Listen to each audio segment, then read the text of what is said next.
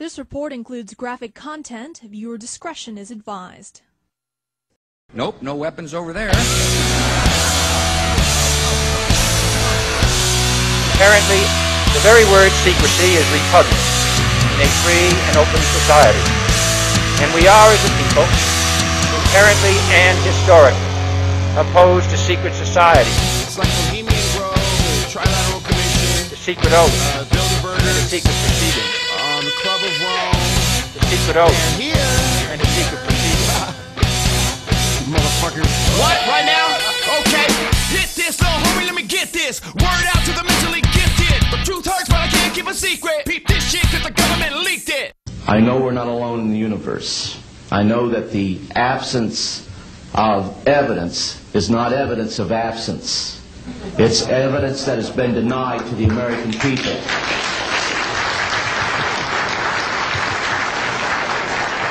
I stand before you today in my almighty God, and I tell you this. We have contact. 2008, another fake election, another fake politician, another distraction brought to you by your fake TV station. Number one source of manipulation, number one source of fake information. Stand by, mesmerize the nation. Let's induce mass hallucination. Load them all up into the concentration camps. Goddamn, Uncle Sam, I'm not just a number, I'm just a man. I do not like green eggs and ham. I do not like them, Sam. I am gonna make a stand. Fight the system in the New World Plan. Fight the fascists in a hidden hand. Fight religion in the Vatican. Don't fuck with me, cause I don't give a fuck about politics, terrorist propaganda.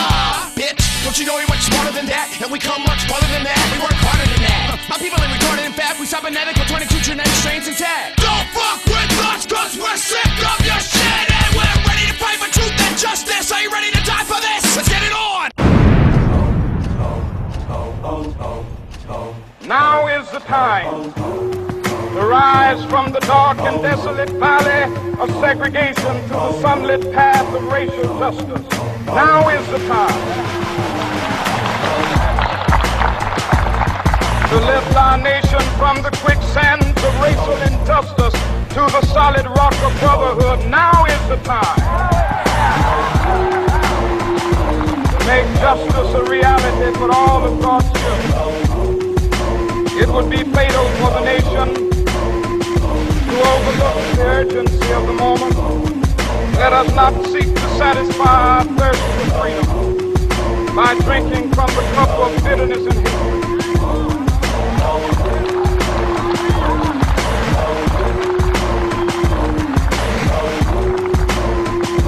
We must forever conduct our struggle on the high plane of dignity and discipline. We must not allow our creative protests to degenerate into physical violence. Again and again, we must rise to the majestic heights, meeting physical force with soul force. The marvelous new militancy.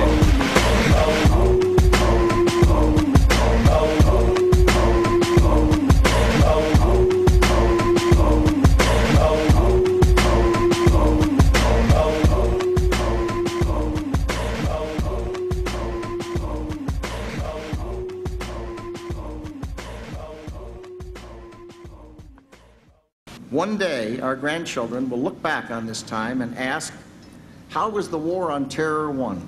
The entire U.S. ruling class, ruling elite, comes to see terrorism as the preferred means, indeed the only means, to provide social cohesion, to provide an enemy image for the society to keep it together. According to neocon theory from Carl Schmitt, you have to have an enemy image in order to have a society. It's a very dangerous thing, because now it means that the entire social order, the political parties, intellectual life, politics in general, all based on a monstrous myth. Monstrous myth.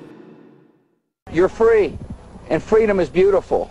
And, you know, it'll take time to restore chaos and order, but order out of chaos, but we will. This is not something that happened yesterday. It didn't happen overnight. It's been going on here in the United States for about 2 decades at least. And it's been a process. It's been an organized, concerted, thought out, well-planned, and well-executed process. I, Ronald Reagan, do solemnly swear that I going back to the Reagan administration, flowing through the first Bush administration, and now being picked up successfully so far by the second Bush administration. Power generally, not just media power, power tends to go with power. Primarily, they want to support whoever's in the White House. They want to support government. They want to support other large corporate interests. They don't want to rock the boat, generally. This is a plan. It's a plan. It's not serendipitous. It doesn't happen accidentally. It's what they want. They want to be able to control the political discussion. Who was the FCC commissioner with whom they were trying to curry favor, who was acting on their behalf during this period? It was Michael Powell, the son of Colin Powell. The evils of media consolidation will never get past our fortifications. I think it was very clear that the major media companies in this country had business before the government. Boom. It's a conflict of interest. In my day, there was really a wall between news and the rest of the organization. It becomes sort of you scratch my back, I scratch your back. Did you see any coverage on television about the whole controversy, about the FCC and the new rules? I mean, there was hardly any to speak of. There must have been some somewhere that I missed, but it was so minor and so ineffectual in terms of informing the public what's going on. Well, people need to try to take back the airwaves. They need to try to restore democracy to the airwaves.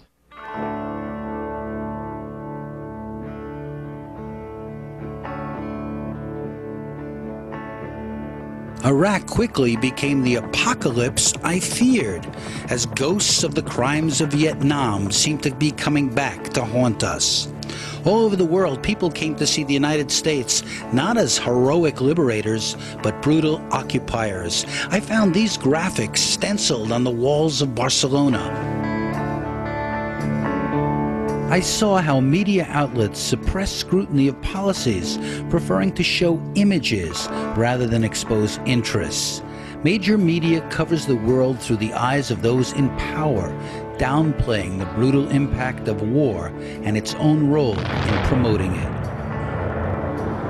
In July 2004, a Senate committee blasted the CIA for misreporting on WMDs in Iraq. It criticized what it called groupthink. Couldn't the same phrase be applied to other WMDs, media weapons of mass deception? The lesson is, don't trust the mainstream media. If you want to really find out what's happening, you can't be a news consumer. You have to be a critical thinker. TV is not the same. It's not the same medium it was 10 years ago or 20 years ago. You don't really have the luxury of providing detailed analytical coverage of a war. You basically get an eyeball shot and that's it. It's one thing to talk about this war, but as you look to the future, if you didn't like this, you're really not going to like what's going to come down the road the next time. Just as there's an investigation now into the failure of the intelligence community, we need an investigation into the failure of our journalistic community. Media hasn't really been taken to task at all. There is no global watchdog that's saying you didn't do your job well. Media people seem to be more comfortable repeating the words of politicians, repeating statements that come out in press, etc., than actually probing and trying to find out what it really means. Is it true? Is it true? Can we fight back against deceptive news and massive media concentration? Can we fight back against jingoism posing as journalism? Can we afford not to fight back? Should they, use Moab, the mother of all bombs? I joined the media to spotlight the problems of the world, came to see that the media is one of those problems. I believe in freedom of the press, but not just freedom for those who own the press. What can we do to hold the media more accountable? Think about it. Now I've had my say. It's your turn. The question is what can you and I and Alex and the others do to derail this train? Because we believe in something better for our families, better for our grandchildren and our children, but also for ourselves. And I guarantee you that if enough good people come together, we can derail this thing, and that we can shift to a higher level of consciousness. But the biggest issue is we have to face the horror. It's hard for people to admit we have this criminal of an elite. Absolutely. And that this is really happening. It's hard to believe as a parent that there are really people who want to kidnap your kids and go torture them. Well, the mind control is just so amazing, and there is a psychological term called cognitive dissonance. And it is a very, very real psychological thing that when a person invests their time, energy, or money into a concept and then they see it's wrong, is that physically they have a very difficult time of changing courses. It's just like in the movie The Matrix, when Neo goes into the construct and he realizes this is all an illusion and that this is all just, you know, it's not what it appears, and he comes out, he gets physically sick. And I remember when I first became aware of the New World Order, I became physically ill. It was that big of a shock to my system. And as Winston Churchill said, almost every man at some time in their life is knocked down by the truth. 99% of them get up, dust themselves off, and walk away like nothing has happened. 1% will really figure out what's going and do something about it.